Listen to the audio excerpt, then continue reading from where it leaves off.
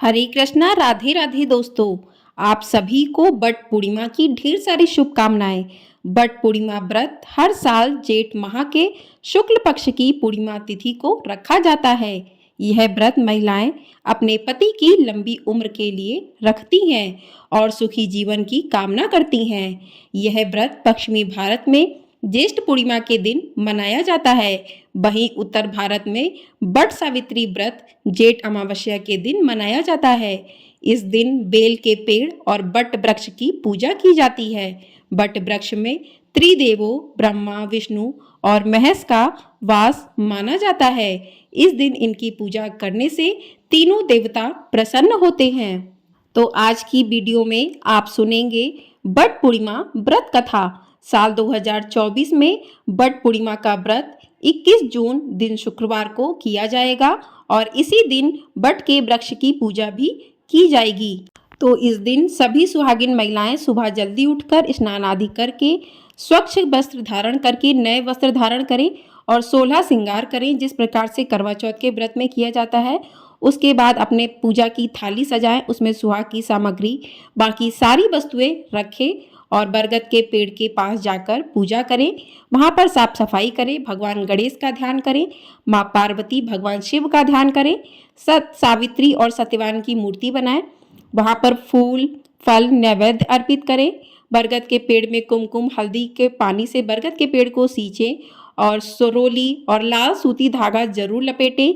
लाल रंग सुहाग का प्रतीक होता है। तो पूरे विधि विधान से पूजा करने के बाद आप जो सूती धागा ले गए हैं वो वृक्ष के बरगद के पेड़ के नीचे चारों ओर लपेटें और उसके बाद हाथ में थोड़े से पुष्प लेकर बट पूर्णिमा व्रत की कथा को भी अवश्य सुने। तो चलिए कथा को शुरू करते हैं। एक पौराणिक कथा के अनुसार प्राचीन काल में भद्र देश के राजा अशुपति की एकमात्र संतान थी, जिसका नाम सावित्री था। राजश्री को संतान प्राप्ति कई वर्षों तक पूजा अर्चना करने के बाद हुई थी। कन्या बड़े होकर अत्यंत तेजस्वी और रूपवान हुई, लेकिन सावित्री के विवाह के लिए उसके पिता को कोई योग्य वर नहीं मिल रहा था। इस बात से दुखी होकर उन्होंने सावित्री को स्वयं वर चुनने के लिए कह दिया। एक दिन तपोवन में भटकते हुए सावित्री की भेंट साल्व देश के राजा धूम्रसेन के पुत्र सत्यवान से हुई। राजा धूम्रसेन अपने पुत्र सत्यवान के साथ वन में ही निवास करते थे, क्योंकि उनका राज्य शत्रुओं ने छीन लिया था। सत्यवान को देखकर सावित्री ने पति के रूप में उनका वर्णन कर लिया। जब नारद मुनि को इस बात का पता चला तो वह सावित्री के पिता राजा अश्वपति के पास पहुंचे और बोले, हे राजन, यह क्या कर रहे हैं आप? सत्यवान गुणवान है, धर्मात्मा है और बलवान भी है, पर उसकी आयु बहुत छोटी है। वह अल्पायु है। 1 वर्ष के बाद ही उसकी मृत्यु हो जाएगी। नारद जी ने सावित्री को चेतावनी देते हुए कहा कि पुत्री, तुमने जिस राजकुमार को अपने वर के रूप में चुना है वह अल्पायु है। तुम्हें किसी और से विवाह करना चाहिए। ऋषिराज नारद की बात सुनकर राजा अश्वपति अत्यंत चिंतित और दुखी हो गए। यह सब देखकर सावित्री ने अपने पिताजी से कहा कि आर्य कन्याएं अपने पति का एक बार ही वरण करती हैं और राजा भी एक बार ही आज्ञा देता है, इसलिए मैं सत्यवान से ही विवाह करूंगी। सावित्री अपने निर्णय पर अडिग रहीं और आखिरकार उनका विवाह सत्यवान से हो गया। विवाह के पश्चात वे राज वैभव छोड़कर वन गमन कर गईं और वहां अपने पति और अपने परिवार की सेवा करने लगीं। लेकिन सत्यवान की मृत्यु का समय निकट आ रहा था और इस चिंता में सावित्री अधीर होने लगी। सावित्री ने अपने पति की दीर्घायु के लिए उपवास रखना शुरू कर दिया। साथ ही उन्होंने नारद मुनि द्वारा कथित निश्चित तिथि पर पितरों का पूजन भी किया। जिस दिन सत्यवान के महाप्रयाण का दिन था, उस दिन वह लकड़ियां काटने जंगल गए। सावित्री भी उनके पीछे जंगल की ओर निकल पड़ी। वहां सत्यवान को दर्द होने लगा और वे मूर्छित होकर धरती पर गिर पड़े। सावित्री ने सत्यवान के सिर को अपनी गोद में रख लिया और वहां यमराज प्रकट हो गए। बिना विचलित हुए पूरे विश्वास के साथ सावित्री ने यमराज जी से सत्यवान के प्राण ना ले जाने की प्रार्थना की, लेकिन यमराज देव नहीं माने। सावित्री भी अपनी बात अडिग रहीं और यमराज जी के पीछे पीछे प्रार्थना करते हुए चलने लगी। यमराज ने सावित्री को समझाने की कोशिश की कि यही विधि का विधान है, लेकिन सावित्री ने उनकी एक ना सुनी। आखिरकार सावित्री की निष्ठा को देखकर यमराज ने कहा कि हे देवी, तुम धन्य हो। मैं सत्यवान के प्राण नहीं छोड़ सकता। तुम मुझसे कोई और वरदान मांग लो। यह सुनकर सावित्री ने यमराज जी से कहा कि मेरे सास ससुर वनवासी और अंधे हैं, उन्हें आप दिव्य ज्योति प्रदान करें।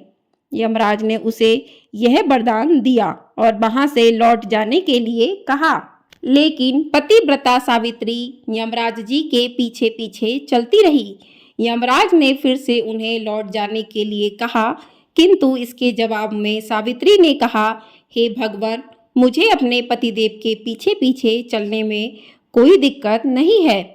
यह सुनकर यमदेव ने उन्हें एक और वर मांगने के लिए कहा, तो सावित्री ने अपने ससुर का राज्य वापस मांग लिया। 2 वरदान प्राप्त होने के बाद भी सावित्री यमराज जी का पीछा नहीं छोड़ा और आखिरकार यमराज जी ने उन्हें तीसरा वरदान मांगने के लिए कहा। इसे सुनते ही सावित्री 100 संतानों का वरदान मांग लिया और यमराज जी ने उन्हें यह वरदान भी आशीर्वाद के रूप में दे दिया। सावित्री ने इस वरदान की प्राप्ति के बाद यमराज देव से कहा कि मेरे पति के प्राण तो आप ले जा रहे हैं। मैं एक पतिव्रता स्त्री हूँ, तो मुझे 100 संतानों की प्राप्ति कैसे होगी। सावित्री की सूझबूझ और निष्ठा के समक्ष यमराज देवता को अंत में सत्यवान के प्राण छोड़ने पड़े। उन्होंने सावित्री को अखंड सौभाग्य का आशीर्वाद दिया और अंतर्ध्यान हो गए और सावित्री उसी बट वृक्ष के पास आ गई जहां उसकी पति का मृत शरीर पड़ा था। प्राणदान के बाद सत्यवान जीवित हो गया और दोनों खुशी खुशी अपने राज्य की ओर चल पड़े। इस प्रकार सावित्री सत्यवान चिरकाल तक राज्य सुख भोगते रहे।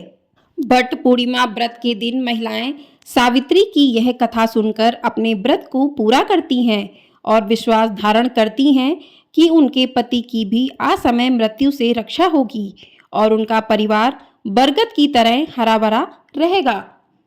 इस प्रकार से बट पूर्णिमा का हमारे हिंदू धर्म में विशेष महत्व माना गया है और सुहागिन महिलाओं के लिए यह व्रत वरदान स्वरूप है। जो भी सुहागिन महिलाएं इस दिन पूरा 16 श्रृंगार करके बरगद के पेड़ की पूजा करती हैं, उन्हें तीनों देवताओं का आशीर्वाद प्राप्त होता है और उनके पति पर भगवान का आशीर्वाद हमेशा बना रहता है और उनके पति की आयु भी लंबी होती है। बोलिए बरगद महाराज जी की जय। इस प्रकार से कथा पूर्ण होती है। आपको हमारे चैनल पर जेठ पूर्णिमा की व्रत कथा और सत्यनारायण भगवान की कथा भी सुनने को अवश्य मिलेगी। तो चैनल को यदि सब्सक्राइब नहीं किया है तो सब्सक्राइब जरूर कर ले। वीडियो पसंद आई हो वीडियो को लाइक जरूर कर दीजिएगा। आपका एक लाइक हमारे लिए बहुत महत्वपूर्ण होता है।